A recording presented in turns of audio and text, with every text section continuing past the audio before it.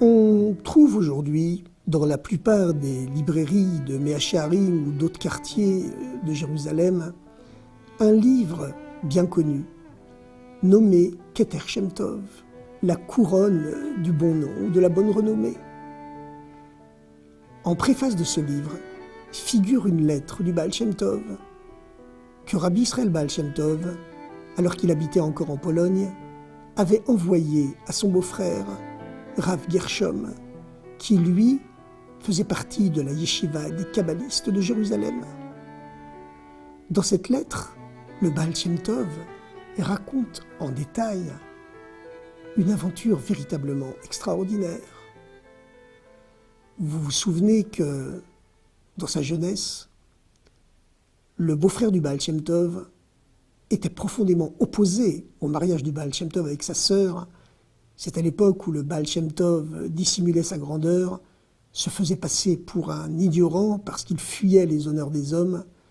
Et comme il se faisait véritablement passer pour un simple d'esprit, quasiment analphabète, son beau-frère, son futur beau-frère, Rav Gershom, s'était férocement opposé au mariage. Mais finalement, la rabbinite Sarah, la future femme du Baal Shem Tov, qui avait compris, elle, la grandeur de son prétendant, avait passé outre à toute l'opposition de sa famille et avait épousé le Baal Shem Tov.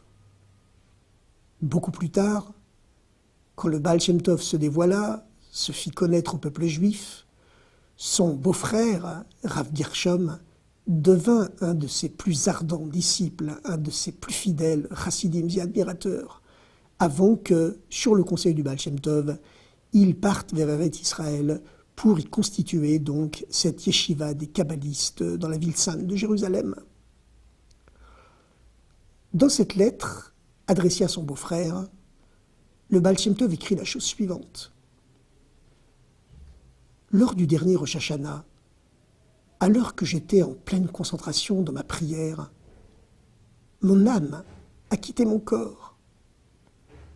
Je me suis élevé dans les mondes supérieurs, d'un monde spirituel à l'autre, jusqu'à ce que j'arrive finalement à un monde particulièrement haut où je vis venir à ma rencontre des milliers et des milliers d'âmes.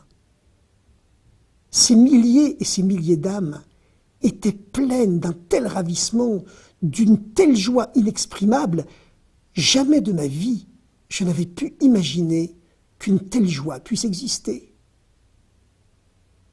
Et comme j'avais quitté mon corps, poursuivit le Baal Shem Tov, je pensais que la joie de ces âmes venait de ce que j'avais rompu définitivement, le fil qui m'attachait à mon corps, à la matérialité, que j'étais mort tout simplement, et que c'était donc dans l'antichambre du paradis, du Gan Eden, que ces âmes tellement joyeuses étaient en train de m'accueillir.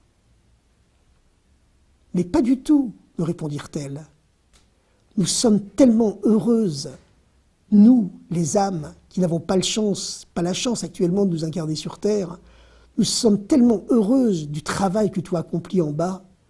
Tu n'es en train de faire ici qu'un de ces voyages spirituels réservés aux très très grands maîtres, et tu es venu uniquement pour prendre des lumières, des forces, des bénédictions, afin de les faire descendre et de les faire partager par l'ensemble du peuple juif. Tu n'es ici que pour très peu de temps, uniquement pour prendre des forces. Le Baal Shem Tov continue d'écrire qu'il s'éleva ensuite de niveau en niveau jusqu'à ce qu'il entre finalement dans l'enceinte du palais du Messie.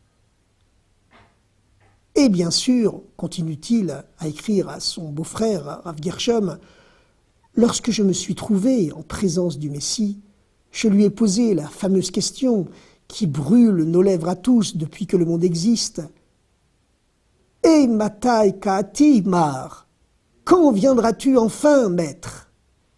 Et le Messie, continua le Baal Shem Tov, m'a répondu « L'irshea futsu mainotecha chutza » lorsque tes sources jailliront au dehors, lorsque tu ne te contenteras plus d'étudier la Torah seulement dans les synagogues, mais que véritablement les secrets de la Torah jailliront dans les rues, que tous les Juifs du monde les connaîtront et qu'elles illumineront véritablement l'ensemble de l'humanité, quand tous les Juifs du monde seront capables, comme toi, de faire des ascensions célestes, quand ils seront capables, comme toi, de maîtriser les pulsions de leur corps et d'affirmer véritablement la supériorité de la spiritualité sur la matière, à ce moment-là, moi, je viendrai. À cette nouvelle, j'ai été totalement désespéré, dit le Baal Shem Tov. Combien de temps encore cela prendra-t-il? Alors le Messie m'a enseigné certains noms secrets de Dieu qui permettent d'abréger l'histoire, d'abréger le cours du temps et de faire venir l'avènement messianique infiniment plus vite que nous croyons que ce soit possible. Je me suis réveillé, continua le Baal Shem Tov. J'étais toujours dans la synagogue, le dos tourné vers les fidèles, face au mur de l'Est.